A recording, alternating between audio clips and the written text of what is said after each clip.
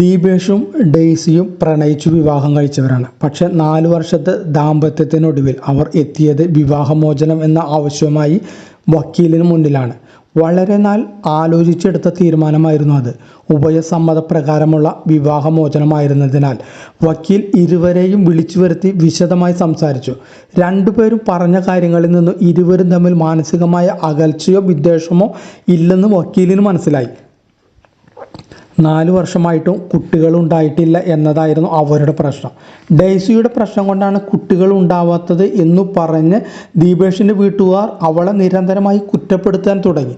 വന്ധ്യതാ ചികിത്സയ്ക്ക് വീട്ടുകാർ നിർബന്ധിച്ചപ്പോഴൊക്കെ ഡെയ്സി ഒഴിഞ്ഞു മാറിയത് പ്രശ്നങ്ങൾ കൂടുതൽ രൂക്ഷമാക്കി. ചോദ്യം ചെയ്യലുകളും കുറ്റപ്പെടുത്തലും കൂടിക്കൂടി വന്നപ്പോൾ ഡെയ്സി മാനസികമായി ആകെ തളർന്നു.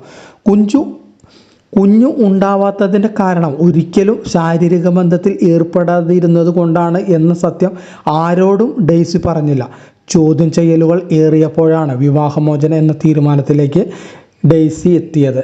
ദീപേഷിൻ്റെയും ഡെയ്സിയുടെയും പ്രശ്നത്തെക്കുറിച്ച് മനസ്സിലാക്കിയ വക്കീൽ ഒരു അവസാന ശ്രമം എന്ന നിലയിലാണ് ഒരു ഗൈനക്കോളജിസ്റ്റിൻ്റെ അടുത്തേക്ക് നിർദ്ദേശിക്കുന്നത്.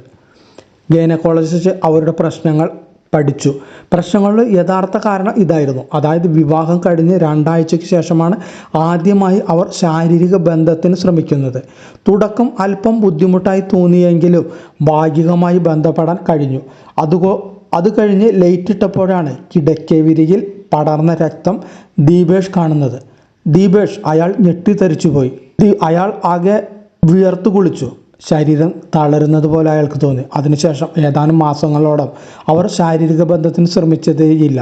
പിന്നീട് കുറേ നാളുകൾക്ക് ശേഷം വിശേഷമൊന്നും ആയില്ലേ എന്ന് വീട്ടുകാരുടെയും ബന്ധുക്കളുടെയും ചോദ്യം വന്നു തുടങ്ങിയപ്പോഴാണ് അവർ വീണ്ടും ശ്രമിക്കുന്നത്. തുടക്കത്തിൽ ഇരുവർക്കും നല്ല ആഗ്രഹവും അനുഭൂതിയുമൊക്കെ ലഭിക്കുമെങ്കിലോ കാര്യത്തോട് അടുക്കുമ്പോൾ ദീപേഷ് പാനിക്കാവുകയും ക്ഷീണവും തളർച്ചയുമൊക്കെ അനുഭവപ്പെടുകയും വിയർക്കുകയും ചെയ്യുന്നു. ഉദ്ധാരണവും പെട്ടെന്ന് നഷ്ടപ്പെടും. ഈ കാരണത്താലായിരുന്നു ശാരീരിക ബന്ധം സാധ്യമാകാതെ വന്നത്. ഉദ്ധാരണം ലഭിക്കാൻ പല മരുന്നുകളും അവർ മാറി മാറി കഴിച്ചിട്ടും പല ഡോക്ടർമാരെ കണ്ടിട്ടും ബലം കിട്ടിയില്ല. 3 തവണ മനഃശാസ്ത്ര കൗൺസിലിങ്ങിന് വിധേയമായി. ഓരോ കൗൺസിലിങ്ങിന് ശേഷവും വളരെയേറെ പ്രതീക്ഷയോടും പൂർവാധികം ധൈര്യത്തോടെയും ദീപേഷ് കിടപ്പറയിൽ പ്രവേശിച്ചു. പക്ഷേ അവസാനമാകും കാര്യങ്ങൾ പഴയപടി തന്നെ. ഈ പ്രശ്നത്തിൽ നിന്നുള്ള ഒളിച്ചോട്ടമായിരുന്നു അവർക്ക് വിവാഹമോചനം. ദീപേഷിൻ്റെ പ്രശ്നം എന്തെന്ന് വെച്ചാൽ രക്തം കാണുമ്പോഴുള്ള ഭയമായിരുന്നു. ഹീമോഫോബിയ എന്നാണ് ഈ അവസ്ഥയ്ക്ക് പറയുന്നത്. കുട്ടിക്കാലം മുതൽ രക്തം കാണുമ്പോൾ ഭയന്നു വിറയ്ക്കുകയും തല കറങ്ങുകയും ചെയ്യുമായിരുന്നു. ആദ്യമായി ബന്ധപ്പെടുമ്പോൾ കിടക്കയിൽ രക്തം കണ്ടത് ഒരു മാനസികാഘാതമായി മാറുകയും അത് ഉദ്ധാരണശേഷിയെ പ്രതികൂലമായി ബാധിക്കുകയും ചെയ്തു. ഓരോ തവണ ബന്ധപ്പെടാൻ ശ്രമിക്കുമ്പോഴും രക്തത്തെക്കുറിച്ചുള്ള ഓർമ്മ ദീപേഷിൻ്റെ മനസ്സിലേക്ക് വരികയും ഉദ്ധാരണം പെട്ടെന്ന് നഷ്ടപ്പെടുകയും ചെയ്തുകൊണ്ടിരുന്നു.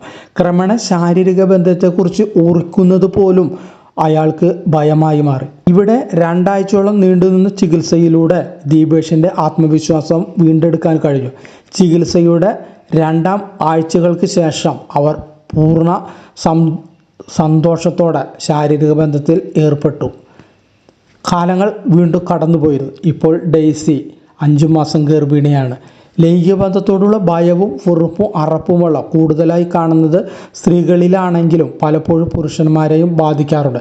കൃത്യമായ ചികിത്സയിലൂടെ ഇത് പൂർണ്ണമായി പരിഹരിക്കാനായിട്ട് സാധിക്കും.